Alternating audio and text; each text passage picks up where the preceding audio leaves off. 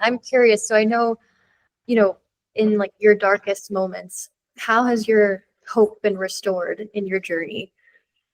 Um, well, sometimes I've just picked up the Bible, like even picking up the Bible at some points, and it's risen me from in the darkest of moments. I think I remember just crying and stuff like that, and I've just picked up the Bible, or and or just weird things that you wouldn't even imagine. I don't know how to explain it really, but yeah.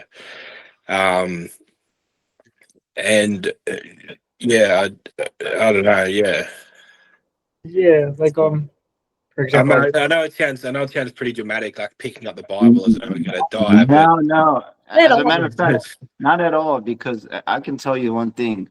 You know, God loves you.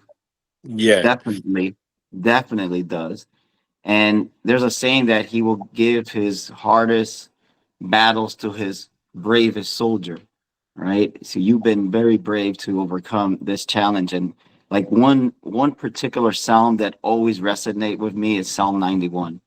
That thing breaks yeah, me up every time I read it, or when I am in a moment where I need to invigorate myself and I need to lift off my spirit. Damn, Psalm 91 is like an injection of adrenaline to my heart yeah, that just fuels me, but at the same time, like humbles me so much. And yeah. Autumn, go ahead. I know you have a question. No, I think it's really beautiful. I think so the person who's close to me as well, they struggled with I remember them saying how when they would go to the AA meetings, they would feel very just like they didn't have hope because of how long people would be sober for, and it would give them like discouragement, like I can't do that and I can't get there. But then how they would start praying and they would turn to God, and that would give them like the hope that they needed. So thank you for sharing that too, because uh, Yeah, they were talking about that too, how I guess hearing other people's stories, if they don't, if they're fresh in their recovery, it can kind of feel a little intimidating. it Um, is. It is. Yeah, it is. It is. It is. It is. It is. Especially when you're sitting in the room with people like that are like 5 years clean, 10 years clean, and it is kind of. I feel there is in regards to the topic around that. It's like if some people sort of think that if you don't commit to the meetings, you're not committing to recovery, or if you're not doing the 12-step program, you're not committing to recovery fully, which I think is personally, I think is not quite right, because as I said, everyone's journey is different. But I mean, it is definitely committing to those steps and the meetings is definitely the most positive thing to do. But personally for me, no, not so much.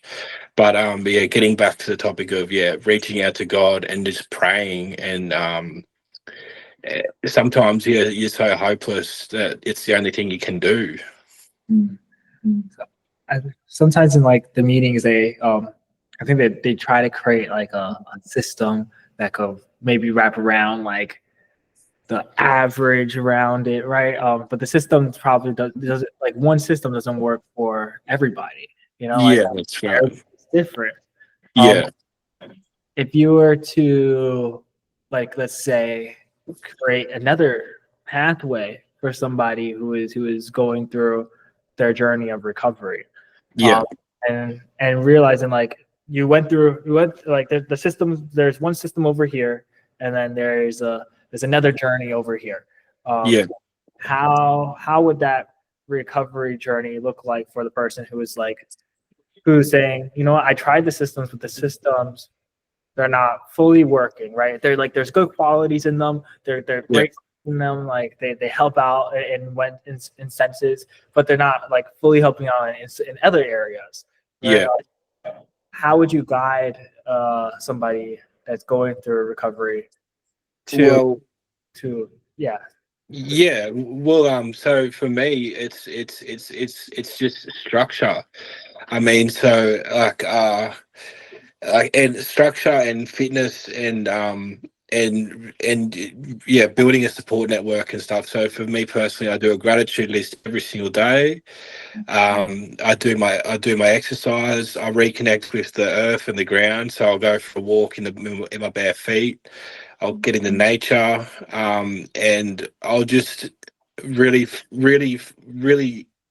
take myself away from negative situations and negative energies, you know, and really if something is, it's just like a TV channel. If something's not working for you, change it. So I guess, but structure, yeah, structure, definitely structure for your journey. Otherwise, because if you don't have structure or discipline, you're going to get lost, and once you get lost, you can be back out there. And you know, if you can put in the miles to go get drugs, like for example, you know, you get a train and you walk, and you get a bus and then you walk 2 kilometers to go get drugs, you can put in the effort as hard as it is to, you know, do something positive, you know, go for a run, like do a gratitude list, you know. And doing gratitude lists is so fundamental, I reckon, because it really takes you out of the moment, and makes you realize what you've got and what you don't have. Yeah. Wow, I love that. That just made me so happy because I was trying to help somebody. I was telling them to do the gratitude list, and Yeah. that makes me so happy that you did that as well, because I think when we sit and we reflect on all that we do have, because sometimes it's easy, right, to sit in our hurt and in our pain and our struggle, but then to like make an act of the will to say like, well, thank you for the hot shower that I have, or thank you for my ability to see my loved ones. Like I kind Yeah. of can take that for granted, but that those are blessings in our life. Yeah.